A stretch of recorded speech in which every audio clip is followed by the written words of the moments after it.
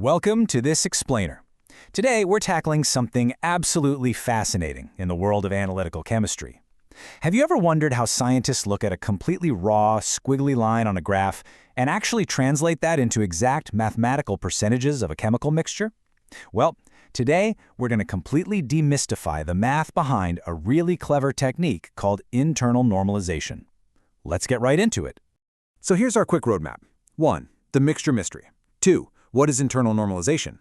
3. Step 1. The standards. 4. Relative response factors. 5. Step 2. The sample. And 6. Calculating 100%. Part 1. The mixture mystery. Finding the exact recipe. You know, it really helps to think of this complex chromatography method, kind of like following a baking recipe. You've got ingredients, you've got an oven, and you need to figure out exactly how much of each ingredient went into the final cake, right? So here is our central problem.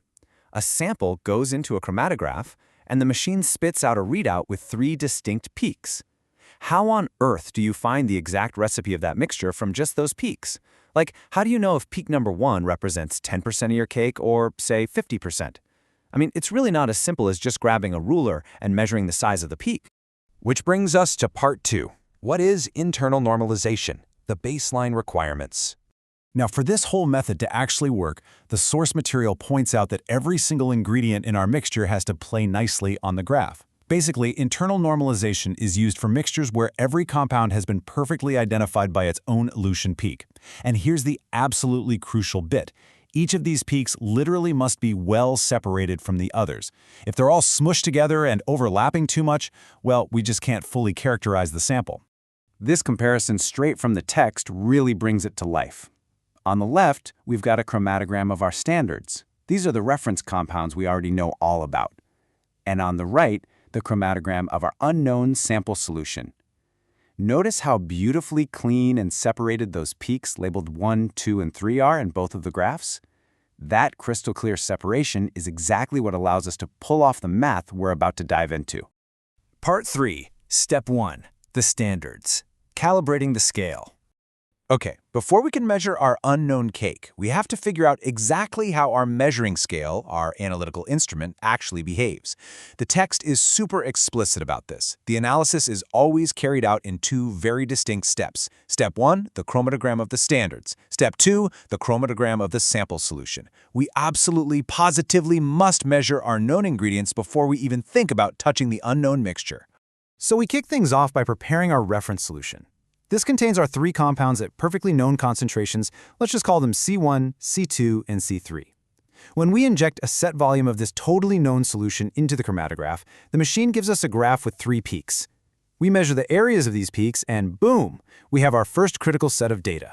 Area 1, Area 2, and Area 3, or A1, A2, and A3. Moving on to Part 4. Relative response factors, the chemical exchange rate. Now, you might be wondering, why do we even need reference standards in the first place? Well, it all boils down to something called response factors. See, a detector just doesn't see every chemical equally. If you put equal masses of compound 1 and compound 2 into the machine, their resulting peaks might be totally different sizes. Crazy, right? A bigger peak area just doesn't automatically mean more mass. Because of this, we have to calculate a relative response factor, which is denoted by the letter K. It's honestly best to think of K as a sort of chemical exchange rate between the different compounds. But why is it relative? The text makes a really brilliant comparison here.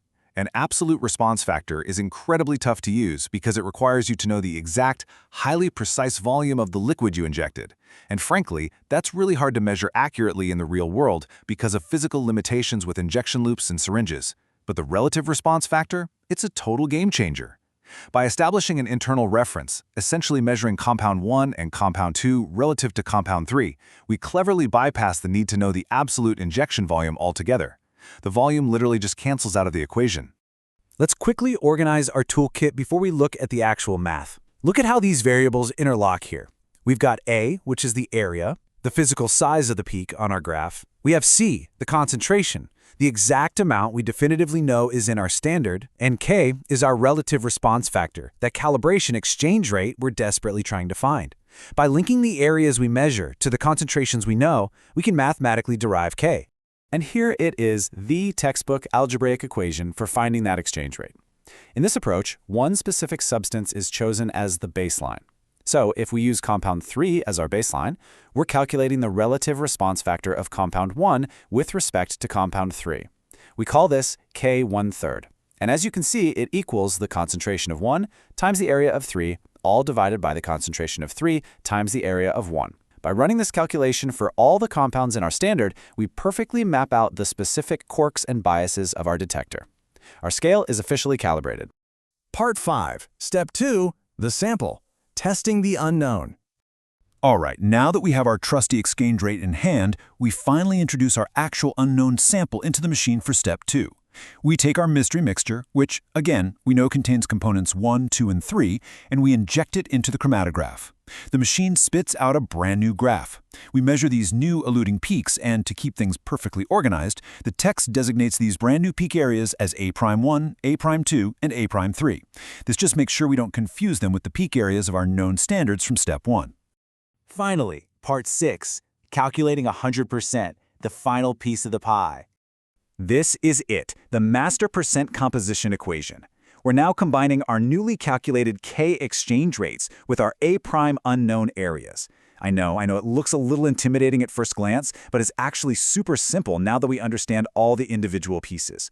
To find the percentage of any specific component, we'll call it Xi. We take its unique exchange rate K and multiply it by its new peak area A'. Then, we divide that by the sum total of all the components, with each one adjusted by their respective exchange rates. Multiply the whole thing by 100, and there you go, you have your perfectly calibrated percentage.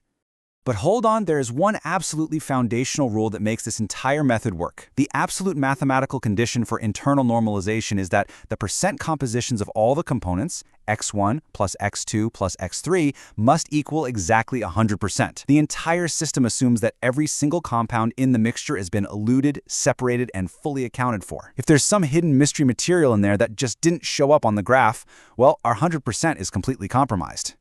And that pretty much wraps it up.